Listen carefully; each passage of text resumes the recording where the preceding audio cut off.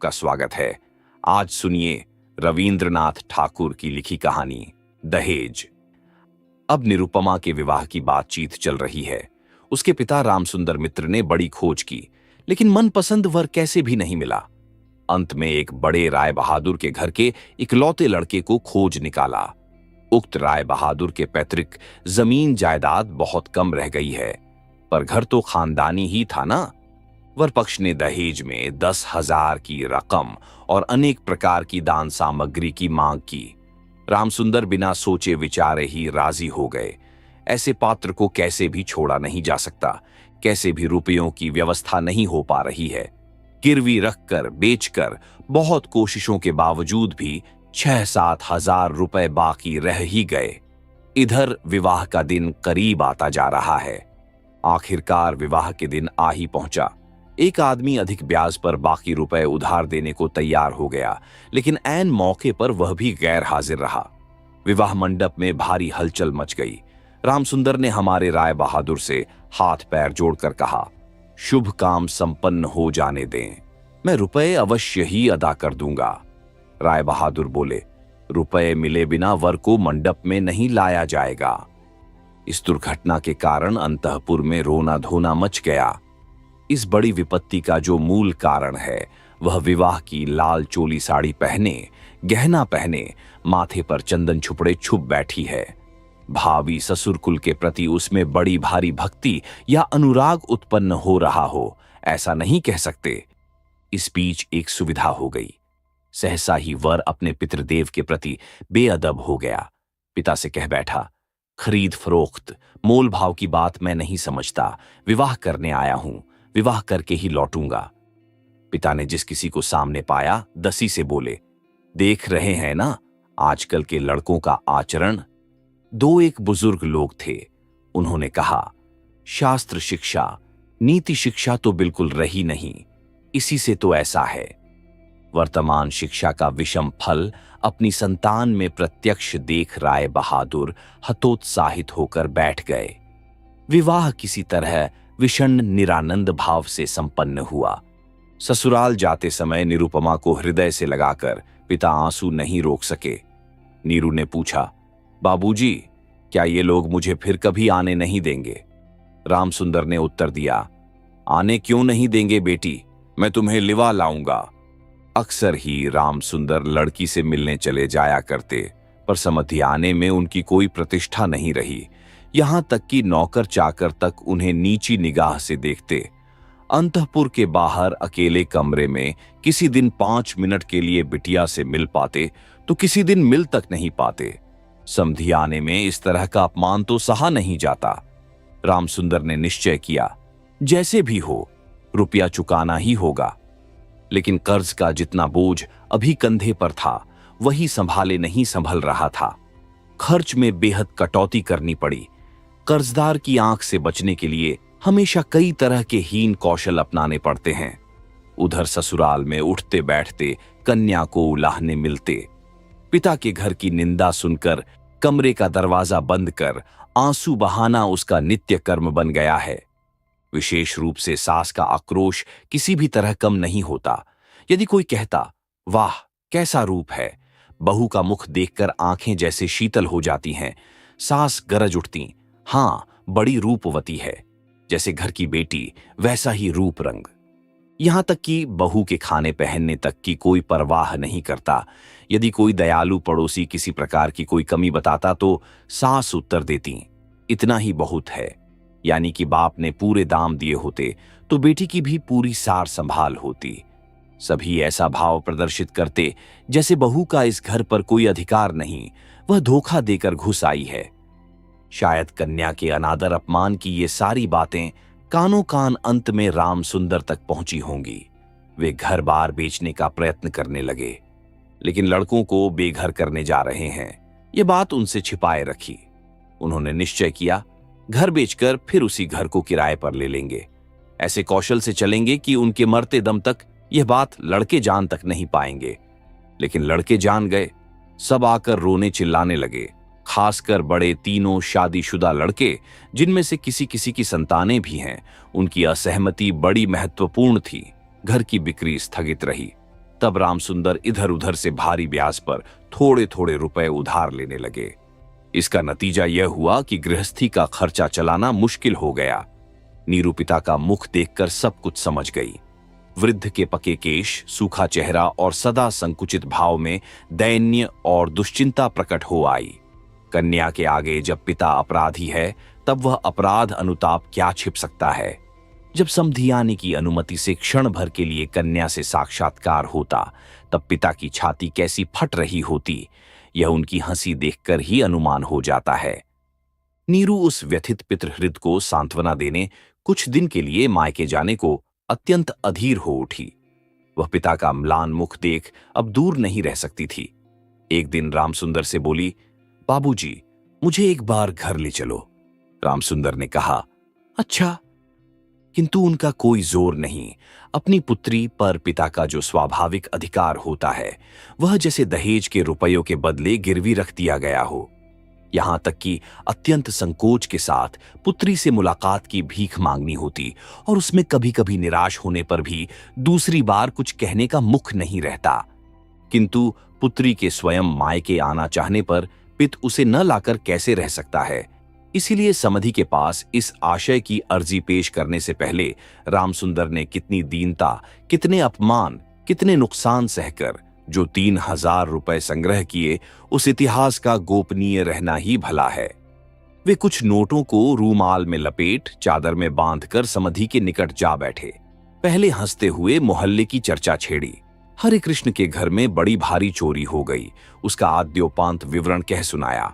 नवीन माधव और राधा माधव दोनों भाइयों की तुलना करते हुए राधा माधव की विद्या बुद्धि स्वभाव की प्रशंसा और नवीन माधव की निंदा की। शहर में एक नए रोग का आगमन हुआ, उस विषय में अनेक अजीबोगरीब आलोचनाएं की। अंत में हुक्का जमीन पर रखते हुए बातों ही बातों में बोले, अरे हाँ समधी जी, दरअसल वे रुपए तो बाकी रह गए हैं। रोज ही सोचता हूं आते हुए कुछ साथ लेता आऊं, लेकिन समय पर ध्यान ही नहीं रहता। अरे भाई, बूढ़ा जो हो गया हूं। ऐसी एक लंबी भूमिका बांधते हुए अस्थिपंजर की 3 अस्थियों के समान 3 नोटों को अत्यंत सहज भाव से, अत्यंत लापरवाही से बाहर निकाला। केवल 3,000 के नोटों को देखकर राय बहादुर ने ठहाका लगाया। बोले, रहने दीजिए समधी जी, इसकी मुझे जरूरत नहीं। एक प्रचलित देसी कहावत का उल्लेख करते हुए बोले, छोटी सी बात के लिए वे हाथों को बदबूदार नहीं करना चाहते। ऐसी घटना के बाद कन्या को घर ले जाने का प्रस्ताव कोई ज़बान पर नहीं ला सकता था। केवल रामसुंदर ही थे जिन्होंने सोचा, यह सब रिश्तेदारी का संकोच अब मुझे शोभा नहीं देता। मर्माहत हो काफी देर चुप रहने के बाद अंत में मृदु स्वर में बात चलाई। राय बहादुर ने बिना कोई कारण जताते हुए कहा, यह अभी नहीं होगा, और यह कहते हुए वे काम के बहाने उठकर चले गए। रामसुंदर पुत्री को मुंह न दिखाकर कांपते हाथों उन कुछ नोटों को चादर की खूंट में बांध घर लौट आए। मन ही मन प्रतिज्ञा की, जब तक सारे रुपए अदा करके निसंकोच कन्या के अधिकार की मांग नहीं कर सकेंगे, तब तक फिर समधी आने नहीं जाएंगे। बहुत दिन बीत गए। निरुपमा आदमी पर आदमी भेजती रही, पर पिता नहीं आए। अंत में रूठकर उसने आदमी भेजना बंद कर दिया। इससे रामसुंदर के मन पर भारी चोट पहुंची, लेकिन फिर भी वे नहीं गए। कुआर का महीना आ गया। रामसुंदर ने कहा, अब की पूजा में बेटी को घर लाना ही है, नहीं तो मैं खूब लंबी चौड़ी सी कसम खाई।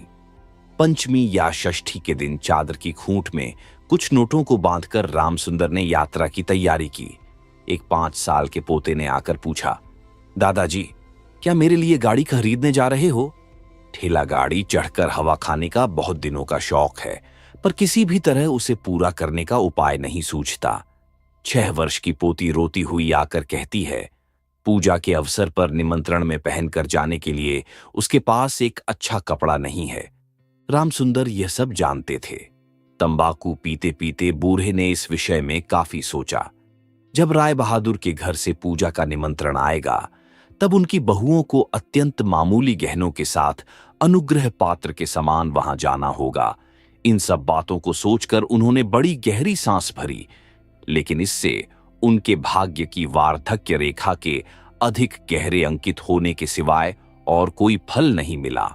दैन्य पीड़ित घर की क्रंदन ध्वनि को कानों में भरकर वृद्ध ने अपने समधी के घर में प्रवेश किया। आज उनमें वह संकोच का भाव नहीं, द्वार रक्षक और मृत्यु के मुंह की ओर भी वह चकित सलज्ज दृष्टिपात दूर हो गया, मानो उन्होंने अपने ही घर में प्रवेश किया हो। सुना, राय बहादुर घर में नहीं है, कुछ देर प्रतीक्षा करनी होगी। मन के उच्छ्वास को न संभाल पा रामसुंदर ने कन्या के साथ मुलाकात की। आनंद तिरेक से दोनों नेत्रों से आंसू बह चले। पिता भी रो रहे हैं, कन्या भी रो रही है, दोनों में से कोई भी बोल नहीं पा रहा है। ऐसे ही कुछ समय बीत गया। फिर रामसुंदर ने कहा, बेटी, अब की तुझे ले जाऊंगा, अब कहीं कोई रुकावट नहीं। इसी समय रामसुंदर के बड़े लड़के हरमोहन ने अपने दोनों छोटे बच्चों के साथ सहसा कमरे में प्रवेश किया। वे पिता से बोले, बाबूजी, तो फिर आपने हम लोगों को रास्ते पर बिठा दिया। रामसुंदर ने अचानक अग्निमूर्ति को कहा, तुम लोगों के लिए क्या मैं नरक में जाऊं? तुम लोग मुझे मेरे सत्य की रक्षा नहीं करने दोगे? रामसुंदर घर बेच बैठे हैं। लड़के कैसे भी कुछ जान न पाएं, इसके लिए अनेक उपाय किए, फिर भी वे जान गए हैं। जानकर उनके प्रति अचानक रुष्ट और असंतुष्ट हो उठे। उनका पोता उनके दोनों घुटनों से यथाशक्ति लिपट मुंह उठाकर बोला, दादाजी, मुझे गाड़ी नहीं खरीद दी। सिर झुकाए रामसुंदर से कोई उत्तर न पा नीरू के पास जाकर बोला, मुझे एक गाड़ी खरीद दोगी बुआ? निरुपमा सारा मामला समझ गई, बोली, बाबूजी, यदि तुमने अब एक पैसा भी मेरे ससुर को दिया तो अपनी कन्या का मुंह फिर कभी नहीं देख पाओगे। तुम्हारी देह छूकर मैं ये कसम खाती हूं। रामसुंदर ने कहा, राम राम, ऐसी बात नहीं कहते। फिर ये रुपए यदि मैं न दे पाऊं तो तुम्हारे पिता का अपमान और तुम्हारा भी। नीरू बोली, रुपया देना ही अपमान है, तुम्हारी कन्या का क्या कोई सम्मान नहीं? क्या मैं केवल रुपए की थैली भर हूं? जब तक रुपए है तब तक मेरा दाम है। नहीं बाबूजी, ये रुपए देकर तुम मेरा अपमान मत करो। इसके अलावा मेरे पति तो यह रुपये नहीं चाहते। रामसुंदर ने कहा, बेटी, तब ये तुम्हें जाने नहीं देंगे। निरुपमा बोली, ना जाने दें तो क्या कर सकते हो, बोलो, फिर तुम भी ले जाने के लिए कुछ मत कहना। रामसुंदर कांपते हाथों नोटबंदी चादर को कंधे पर डाल चोर के समान सबकी आंखें बचाकर घर लौट गए। रामसुंदर रुपए लाए थे और बेटी की मनाही के कारण वे रुपए दिए बिना ही लौटा ले गए। यह बात छिपी न रही। द्वार पर कान लगा कौतूहल स्वभाव वाली दासी ने नीरू की सास के पास यह खबर पहुंचा दी। सुनते ही उनके क्रोध की सीमा न रही। निरुपमा के लिए उसकी ससुराल अब कांटों की सेज बन गई। इधर उसके पति विवाह के थोड़े दिनों बाद ही डिप्टी मजिस्ट्रेट होकर किसी दूर शहर में चले गए थे। कहीं संग दोष से नीरू को कुशिक्षा न मिले, इसी बहाने अब मायके के रिश्तेदारों से मुलाकात की बिल्कुल मनाही हो गई थी। इसी समय नीरू अत्यंत कठिन रोग से पीड़ित हो गई, पर इसके लिए उसकी सास को पूरी तरह से दोषी नहीं ठहराया जा सकता। अपने शरीर के प्रति वह अत्यंत लापरवाही बरत रही थी। कार्तिक महीने की ओस में रात भर सिरहाने का द्वार खुला रखती, झाड़े के दिनों में देह पर कपड़ा नहीं रखती, खाने पीने में कोई नियम नहीं मानती। दासियां जब अक्सर भोजन लाना भूल जाती तब एक बार भी मुंह खोलकर उन्हें स्मरण नहीं दिलाती। वह पराये घर में दास दासी की तरह स्वामी स्वामिनी के अनुग्रह पर निर्भर हो रही है, यह संस्कार उसके मन में बद्धमूल हो रहा था। लेकिन इस प्रकार का भाव भी सास को सह्य नहीं था। यदि भोजन के प्रति बहू की किसी प्रकार की लापरवाही देखती तो सास कह उठती, नवाब के घर की बेटी है ना, गरीब के घर का अन्न इनके मुंह में रुचता नहीं। फिर कभी कहती, एक बार देखो तो कैसी बुरी शक्ल बना रखी है, दिन ब दिन जैसी जली सूखी लकड़ी सी हुई जा रही है। रोग जब गंभीर होता गया तब सास बोली, ये सब इसके नखरे हैं। आखिर एक दिन नीरू ने अत्यंत विनयपूर्वक सास से कहा, मां, मैं एक बार अपने बाबूजी और भाइयों को देखूंगी। सास बोली, यह मायके जाने का बहाना है। कहने का कोई विश्वास नहीं करेगा।